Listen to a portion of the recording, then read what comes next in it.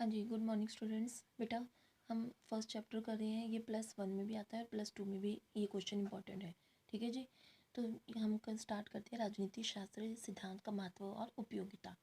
राजनीति शास्त्र के अध्ययन का महत्व प्राचीन काल से स्वीकार किया गया है। ठीक है बेटा, राजनीति शास्त्र किसका क्या होती है? पॉलिटिकल। ठीक है, जिसमें हम राजनीति के बारे में पढ़ते हैं। प्राचीन यूनान में अरस्तु ने इसके महत्व पर बल देकर राजनीति शास्त्र को सर्वोच्च विज्ञान बताया था। अरस्तु कौन है? 1 मार्क्स में पूछा जा सकता है आपसे। अरस्तु था राजनीति शास्त्री प्राचीन। ठीक है, आगे आएगा। उस समय से आज तक राजनीति शास्त्र के क्षेत्र में बहुत ज़्यादा बढ़ोतरी हुई है। महत्व: व्यक्ति और राज्य के आपसी संबंधों का ज्ञान। आरंभ से व्यक्ति और राज्य के संबंधों की समस्या जटिल रही है। राजनीति शास्त्र का अध्ययन हमें व्यक्ति और राज्यों के संबंधों को बताता है। ठीक है, संबंधों को तय करने में मदद करता है। ऐसा न होने पर राज्य का कार्य ठीक नहीं चल पाता और निरंकुश राजतंत्र बनकर व्यक्तियों के साथ पशुवत व्यवहार होता है। मतलब क्या है कहने का कि अगर व्यक्ति और राज्य के आपसी संबंध ही अगर क्लियर नहीं होंगे, ठीक है, पता नहीं होंगे, तो फिर क्या होगा? निरंकुश। निरंकुश वो होता है बेटा जिसमें कोई भी राजा जो है अपनी मनमर्जी करता है। जनता का राज नहीं चलता, वो अपनी मर्जी चलाता है। ठीक है, वो चाहेगा कि किसी को सज़ा देनी है तो वो सज़ा देगा, किसी को अगर माफ़ करना है तो वो सारा कुछ उसी के कंट्रोल में होता है, सब उसी के अंडर हो जाता है।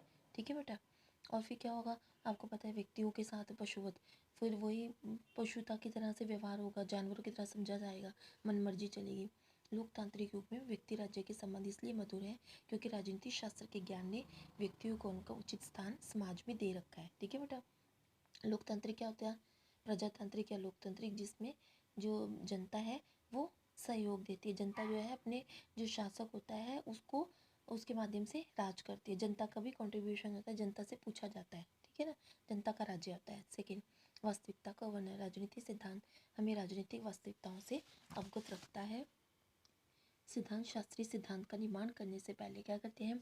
सामाजिक, आर्थिक, राजनीतिक परिस्थितियों और समाज की इच्छाओं, आकांक्षाओं का अध्ययन करता है और उन्हें बताता है कि विभिन्न तथ्यों घटनाओं का विश्लेषण करके समाज में प्रचलित कुरीतियाँ और अंधविश्वासों को दूर करता है, जो जो फैली हुई हैं। ठीक है, कुरीतियाँ मतलब बुराइयों को। समस्या समाधान। अब क्या करता है? राजनीति सिद्धांत का प्रयोग शांति, विकास और अभाव, अन्य सामाजिक, आर्थिक, राजनीतिक समस्याओं के लिए किया जाता है। राजनीतिक सिद्धांत राष्ट्रवाद, प्रभुसत्ता, जातिवाद जैसी समस्याओं के समाधान का मार्ग ढूंढते हैं। मतलब ये जो है जातिवाद, पता है नहीं आपको? ये सारी, इनको ख़त्म करने का, कैसे हम ख़त्म कर सकते हैं, तो इसका सोल्यूशन कहाँ मिलता है? राजनीति शास्त्र में। ठीक है, पॉलिटिकल में। नेक्स्ट है सामाजिक परिवर्तन को समझने में सहायक। मानव समाज परिवर्तनशील है। ये परिवर्तन समाज के राजनीतिक, आर्थिक, सांस्कृतिक जीवन पर कुछ न कुछ प्रभाव अवश्य डालते हैं। ऐसे परिवर्तनों के विभिन्न पक्षों को और उनके द्वारा उत्पन्न प्रभावों को समझने में सहायक होता है। ठीक है, मानव और समाज के परिवर्तन जो है, संबंध जो है वो बदलते रहते हैं। ठीक है, और उन पे ये नॉलेज कहाँ से मिलती है? सामाजिक परिवर्तनों को समझने में पॉलिटिकल के, राजनीति के माध्यम से। ठीक है, अधिकार कर्तव्य को ज्ञान।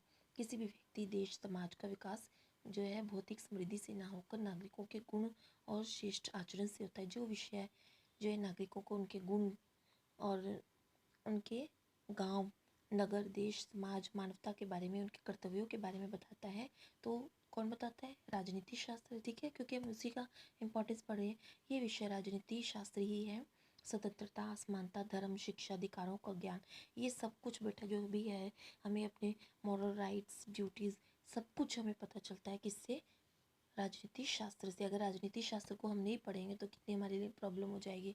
तो हम कुछ भी अपना अधिकार करते हुए पता ही नहीं चलेगा हमें कि हमारे अधिकार कौन कौन से दिए हुए हैं। ठीक है बेटा, तो इसलिए हमें जो है राजनीति शास्त्र को पढ़ना बहुत ज़रूरी है। ठीक है, ऑल द बेस्ट बेटा।